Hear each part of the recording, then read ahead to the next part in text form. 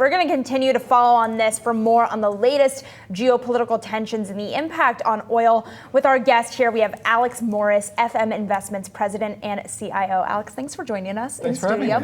So let's talk about what's going on in the oil market here, reversing some of the earlier declines. To what extent do you think this oil market is moving off of the geopolitical tensions that we are seeing right now? I think the oil market really has always been driven by geopolitics, but long term, it's the simple factor, it's supply and demand. And the folks who control the supply have been willing to play the geopolitical game, and they've slowly turned the taps off. The story won't be Iran, it'll be Saudi Arabia again. Right now we're looking at what happens in the Strait of Hormuz, but long term, it's who has the oil and who will let us get it. If oil gets too much above $100 a barrel for too long, shale producers will come back online. So right now I think that game is how can natural producers keep American supply down by just controlling the price of what they ultimately allow to come out of the ground. So how is that going to unfold, do you think? And then in turn, what effect is that going to have on inflation here in the U.S. also? Well, I think commodities in general are going to have a pretty severe impact on inflation. It's sort of the story that we're talking about, but we're not really talking about, right? We're talking about it in terms of rate cuts, but long term, energy is expensive, but it's not as expensive as it has been. We know that if it hits, say, 115, 120, oil shale producers will come back online and bring it under 100 again, and that'll have about a year effect before they come back offline. Long term, though, I think we need to look at some of the more traditional just commodity items that drive inflation beyond energy, because that's what's going to really drive the story for us next year. Meaning other commodities? Other commodities, like so far we've been pretty lucky. The big ones, beans, wheat, and corn, have been relatively flat. If you look at the commodity indices, though, they're up dramatically. That's largely the impact of cocoa and coffee, which are agricultural products. Yes, so they're in the indices, but they're kind of distorting how we're viewing the whole of the thing. But long term, I think that's where ultimately this starts to go. Throughout the trading days, Julie was smartly pointing out, we've seen the story change a little bit from what's going on geopolitically to what's going on specifically with chips and, of course, the tech sector. This decline with Nvidia down over 9%, does that surprise you at all? It's surprising to see it today. There's no great catalyst for it. Nvidia didn't come out and say, we're out of the game, AI is over. But we have to remember, Nvidia, Microsoft, big tech names, they're momentum names. And momentum names occasionally need to take a breather. I mean, Nvidia's had a pretty dramatic run. If you go back a month, you could look at almost any time frame for the last 3 years, and Nvidia's had a tremendous positive run. These need to take a chance to stop. The geopolitical events aren't the catalyst, but they are a good opportunity for folks to reevaluate where their money is. And sometimes you take your profits. And in Nvidia's case, if you bought it 2 years ago, you have a lot of profits to take. By the same token, you did have the likes of ASML and Taiwan Semi also kind of spooking the tech trade this week. Do you think that those are fundamental reasons that the sell-offs happen, or do you come back to that momentum idea? I don't have any reason to believe there's other fundamental items at play, but there's momentum and there's rates. The problem with many big tech names is we still think about them as discounted cash flow based companies. So we hear rates are going to stay high, therefore we reduce the price of these big names. But I've never seen a DCF model that's right. If someone can show me one, I'll happily invest all my money with them.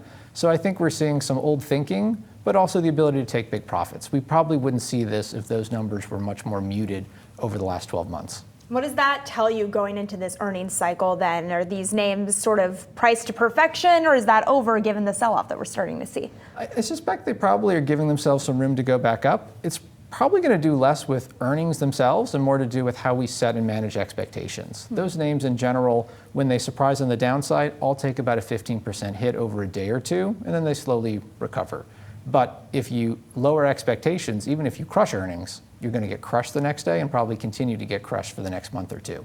So we'll see how effective management is at managing the market. Well, and that latter scenario seems to be what has been happening a little bit so far this earnings season. In other words, even the companies that are beating are not necessarily going higher. I mean, you can look at the case of Netflix, although Netflix also came out with a piece of news that was perceived as negative by the market.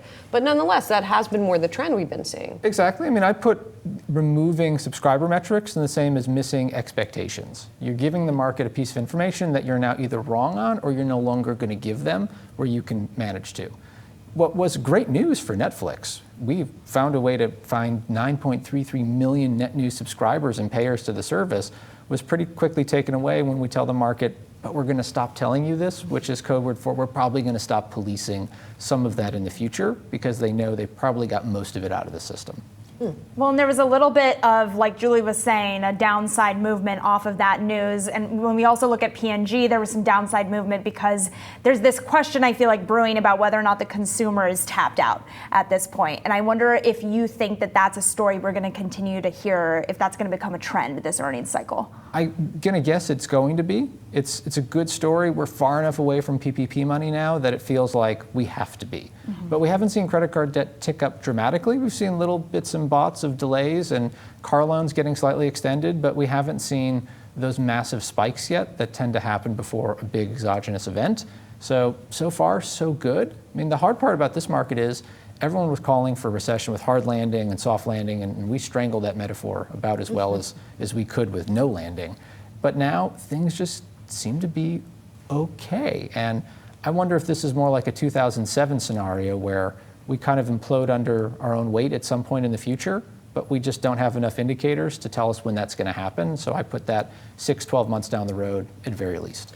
So right now, what do? Do you add on some of these large tech names, for example, as you see them pull back, or do you get more defensive?